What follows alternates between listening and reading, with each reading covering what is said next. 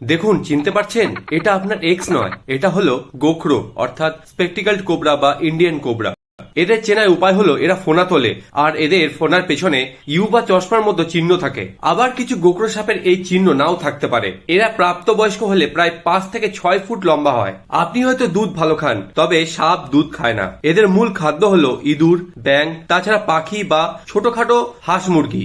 আপনি হয়তো আপনার এক্স এর কামড়ে বেঁচে যেতে পারেন, কিন্তু গোখরো কামড়ালে সঠিক সময়ের মধ্যে অ্যান্টিভেনম না দিলে আপনি আপনার জীবন হারাবেন। এদের বিষ থাকে মাথার দুপাশে 20 গ্রন্থির মধ্যে।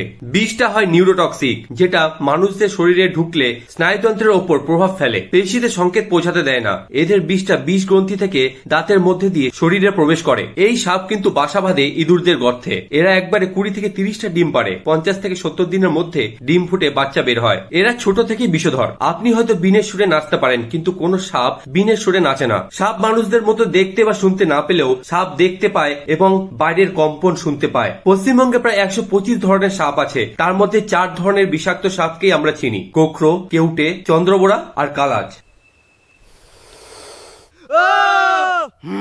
আপনি কিন্তু কেদ্দারি মারতে যাবেন না, হলে এক চোবলেই চবি হয়ে যাবেন।